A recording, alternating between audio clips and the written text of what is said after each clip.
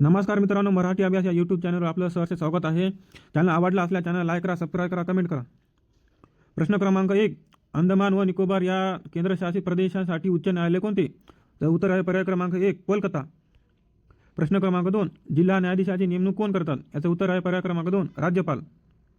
प्रश्न क्रमांक 3. राज्य प्रशासकीय लदावाच्या अध्यक्षाची नेमणूक कोण करतात? याचं उत्तर आहे पर्याय क्रमांक 2 राष्ट्रपती. प्रश्न क्रमांक 4. भारतीय निवडणूक आयोगाची स्थापना डॅश या दिवशी झाली? याचं उत्तर आहे पर्याय क्रमांक 1 25 जानेवारी 1950. प्रश्न क्रमांक 5. भारतीय राज्यघटनेत कलम 315 खालील कोणत्या गोष्टीशी संबंधित आहे? याचं उत्तर आहे पर्याय क्रमांक 2 राज्य लोकसेवा आयोगाची स्थापना. प्रश्न क्रमांक 6.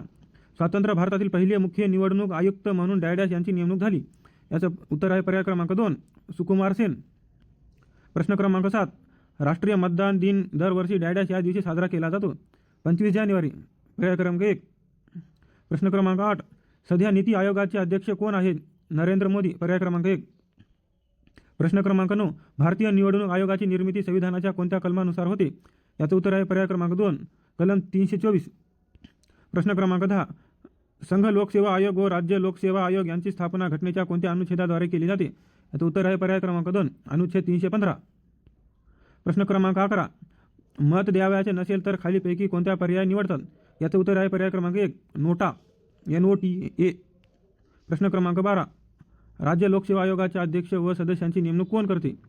याचं उत्तर आहे पर्याय क्रमांक 3 राज्यपाल. प्रश्न क्रमांक 13. भारत राष्ट्रीय मानवी हक्क आयोगाची स्थापना कोणत्या वर्षी होते? याचं उत्तर आहे पर्याय क्रमांक 2 1993. प्रश्न क्रमांक 14. केंद्रीय निवडणूक आयुक्ताची निर्मिती करण्याचे अधिकार डॅश यांना आहेत? याचं उत्तर आहे पर्याय क्रमांक 3 राष्ट्रपती. प्रश्न क्रमांक 15. ग्रामसेवाची नेमणूक कोण करते? याचं उत्तर आहे पर्याय क्रमांक 2 जिल्हा परिषद मुख्य कार्यकारी अधिकारी. तर मित्रांनो, चॅनल आवडला असल्यास चॅनल सबस्क्राईब करा, कमेंट करा, लाईक करा.